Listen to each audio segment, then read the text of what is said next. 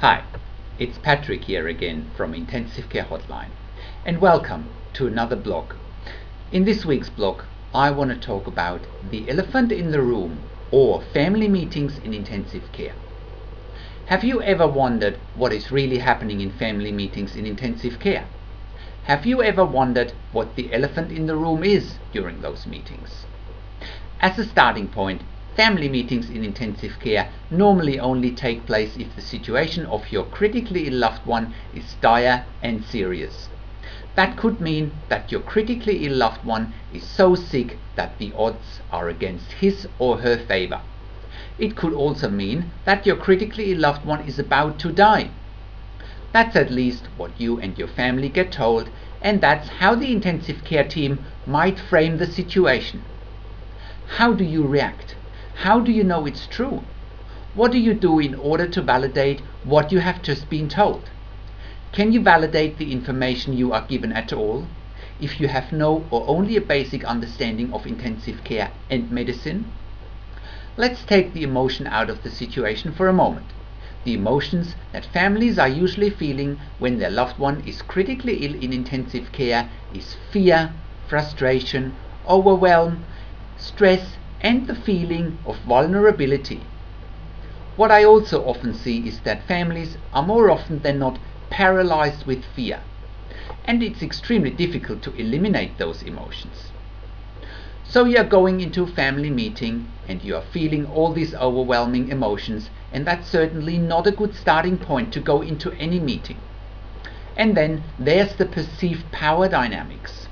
On the one hand is the intensive care team, the doctors and the nurses, with lots of perceived power, and then there's you and your family with little or no perceived power. How does the intensive care team positions your critically ill loved one's situation? How are you and your family positioned? Are you positioned at all? Are you close to a nervous breakdown, so that positioning is the last thing on your mind? To come to the point, depending on what is happening in the intensive care unit, such as the number of beds available in the intensive care unit at any given time, or the number of patients awaiting admission into the intensive care unit, the positioning of the intensive care team not only varies from person to person, it also varies depending on what's happening behind the scenes.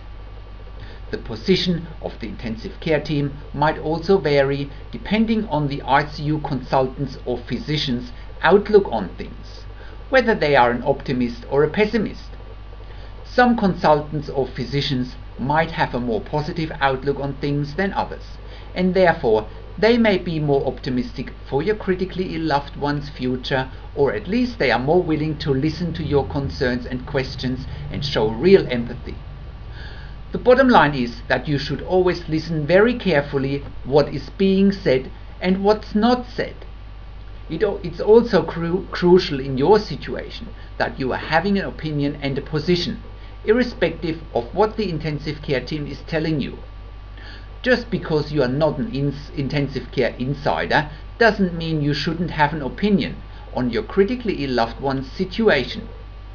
I see so many families not having an opinion because they are paralyzed and overwhelmed by the whole situation that they often don't have a say or a choice of what's happening to their critically ill loved one. Have a say, get involved, and ask as many questions as possible. That's not only your right, it's your duty. For more information, sign up for our free Instant Impact Report below and learn behind the scenes secrets of what's really happening in intensive care and how it impacts on your critically loved one's care. Thank you for watching this blog, and I see you next week in another update.